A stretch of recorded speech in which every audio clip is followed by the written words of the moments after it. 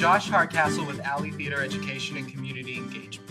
I'm joined today by Songgu Kong, who is the playwright of Sinking Ink, which is a play that's coming up later in our 2016-2017 season. We're here today continuing the Breaking Shakespeare video series, which began with Midsummer Night's Dream earlier this season. Now, Songgu, like Midsummer Night's Dream, Sinking Ink seems to be a great coming-of-age story. Mm-hmm. What takeaway would you hope to leave teenage audience members with, or how do you hope your play would empower them? Embrace your gift. Embrace the power that you have been given through the years and years of people before you who passed this gift on as your personal legacy. And by embracing legacy and by embracing what your gifts are, then you'll be able to fully realize not just your potential, but whatever your destiny is. When a lot of people look for destiny, they look for something outside of themselves. Mm-hmm. So I want us to look inward to find our personal destiny through our personal story. And from that, we will automatically feel empowered. Cool. So, like working with Shakespeare this season, we have focused a lot on working with language. And you spent a deal of time learning to work with language in your career as an artist, correct? Mm-hmm.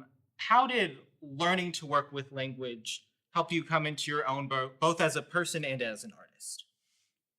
Language is the method by which we express our thoughts and feelings.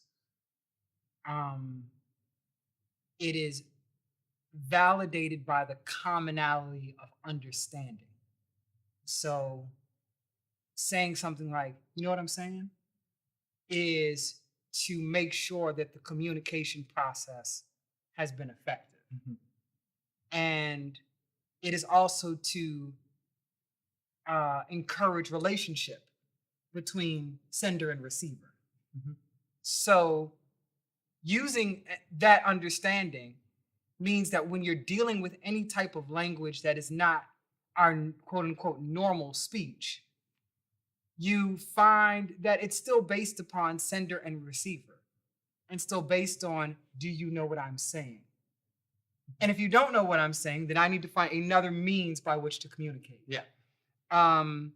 So finding and appreciating the various ways that we communicate helps you to find various ways to express thoughts and feelings. And that makes you a better artist and by necessity, a better person. Uh-huh. Well, if someone were to want to learn how to express their thoughts and feelings through freestyle rap, which is a gift that you have been blessed with, if they were wanting to hone that chip inside themselves, do you have any tips that you might give them? It cannot be learned. Mm-hmm. It can be developed like the force. It's you can learn. It has to be within you, first and foremost. So if you feel like it's within you, then develop your vocabulary, develop different language systems, whether that's Arabic, whether that's Aramaic, whether it's German, whether it's Swahili, and learn slang. Slang is Shakespeare wrote in slang, but we look at it as heightened language. Mm-hmm. So when we hear New Yorican, that's slang.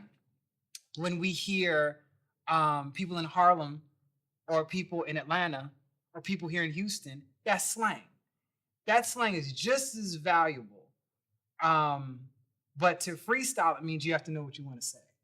And that it's like stand-up comedy. It's like either you're funny and you can develop the funny, or you've got a joke or two, you know? So I would definitely say if you know it's already there with any gift, if you know it's already there, then you can develop through practicing and playing with words. But if you're like, do I have it? And you go somewhere and it's not coming, you might want to write it down. Yeah. Find other means of expressing that voice inside of you.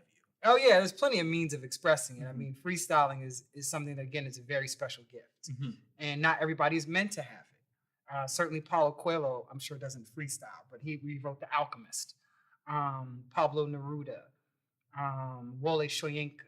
They don't have to freestyle. They have to speak their truth.